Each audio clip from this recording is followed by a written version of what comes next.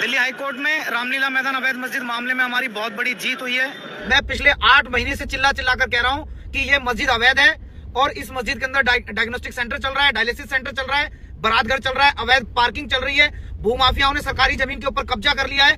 Delhi high court में आज घंटों इसके ऊपर सुनवाई चली और चीफ जस्टिस ने आदेश दिया कि 3 महीने में ये अतिक्रमण तोड़कर हटाया जाए। इस मस्जिद दरगाह फैज़िलाही को प्रीत सिरोही जिसे इलीगल कह रहा है, गैर कानूनी बता रहा है, तो फिर इसके महज 15 मीटर की दूरी पर श्री राम हनुमान मंदिर लीगल कैसे? एक ही देश में 2 कानून, अलग अलग धर्म स्थानों के लिए अलग अलग कानून नहीं हो सकते।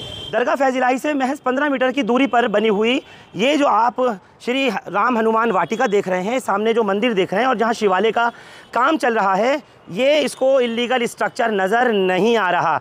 क्योंकि मामला तो सिर्फ वही है ना, मस्जिदों को तो टारगेट करना है, मंदिरों को थोड़ी। हमारा सरोकार हमारी किसी तरीके से मुखालफत मंदिरों को लेकर के नहीं है, लेकिन एक सबसे बड़ा खुलासा आज करने जा रहा हूँ। 1970 और 80 के दशक के वो लोग जो यहाँ तुर्कमान गेट से अजमेरी गेट के स्कूल एंग्लो अरबिक में पढ़ने जाया करते थे, उनका कहना है कि उस वक्त में ये मंदिर यहाँ इतना बड़ा, इतना भव्य ये सब कुछ नहीं था, बल्कि यहाँ पर एक सबील बनी हुई थी। और ये जो सामने आप काम होते हुए देख रहे हैं, जो फ्लाईओवर बनने जा रहा है, इस जगह पर एक फुटपाथ हुआ करता था और फुटपाथ पर एक सबील थी। सबील पर एक पंडित जी बैठ करके पानी पिलाया करते थे तांबे के लोटे से। यहाँ पर भी एक मस्जिद हुआ करती थी, ये भी वक्फ लैंड पर बना हुआ है, जिसको बाद में डीडीए ने एक्वायर किया और रामलीला मैदान पीछे की तरफ है। इस मस्जिद का नाम था महमूद इलाही मस्जिद, जबकि सामने की तरफ इस मंदिर के बराबर में बनी हुई है दरगाह फैज़ इलाही मस्जिद, यानी उसमें फैज़ इलाही साहब का और यहाँ पर महमूद इलाही साहब, ये 2 भाई हुआ करते थे, इनकी मस्जिदें थी। ये दरगाह फैज़ इलाही से भी बड़ी जगह और ये एक बड़ा सा शिवाला बनता हुआ आपको इस सिविक सेंटर रामलीला ग्राउंड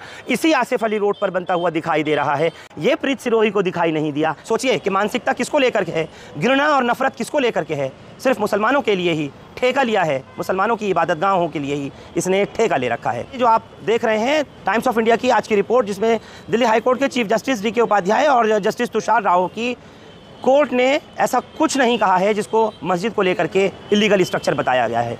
आप लोग बिल्कुल भी इस तरह के बेबुनियाद रिपोर्ट्स पे और इस तरह के रिपोर्टर्स की रिपोर्ट पर कोई यकीन ना करें, ना ही इस चीज़ को कहीं आगे बढ़ाएं। जो कुछ मामला हुआ है अदालत में वो एनक्रोचमेंट को लेकर के हुआ है। रामलीला ग्राउंड की पूरी विसिनिटी में, इसके एतराफ़ में जहाँ जहाँ कहीं भी एनक्रोचमेंट हो रखा है, अदालत ने उसी को लेकर के MCD, PWD, DDA, land and development authority, police, सबको बोला है। इसके लिए सर्वे भी हुआ और उसके बाद फिर ये कहा गया कि 3 महीने के अंदर अंदर जहाँ कहीं भी एनक्रोचमेंट है, इलीगल ऑक्यूपेंसी है, उसको खाली कराया जाए, ना कि मस्जिद को। आप लोग मस्जिद को लेकर के किसी भी तरीके का भ्रम अपने अंदर ना पालें और ना ही किसी की बातों में, ना ही किसी की रिपोर्ट्स में किसी किस्म से आकर के यकीन करें। टाइम्स ऑफ इंडिया की रिपोर्ट के मुताबिक और हाईकोर्ट के उस ऑर्डर के मुताबिक कहीं भी मस्जिद को लेकर के कोई ऐसा जिक्र तस्करा नहीं किया गया है, बल्कि दरगाह फैज़ इलाही और इसके एतराफ़ में बने हुई जो खोंचे हैं, दुकानें हैं, या फिर इलीगल पार्किंग है, या आगे की तरफ जो बना हुआ जिसको डायग्नोस्टिक डिस्पेंसरी और डायलिसिस सेंटर, जिसको मरीज़ों के लिए बिना किसी भेदभाव के, उन मरीज़ों के लिए जहाँ से हज़ारों मरीज़ अपना इलाज करा रहे हैं, जहाँ पर उनका टेस्ट और दवाइयाँ मिलती हैं, उनके लिए बनाया गया था। क्या प्रीत सिरोही ने आज तक किसी और धर्म स्थान को, किसी और धर्म स्थल को, जिसमें चाहे मंदिर हो, गुरुद्वारा हो या गिरजाघर हो, मस्जिद के अलावा, मज़ार के अलावा, किसी मदरसे के अलावा टारगेट किया है? ये एक बड़ा सवाल है।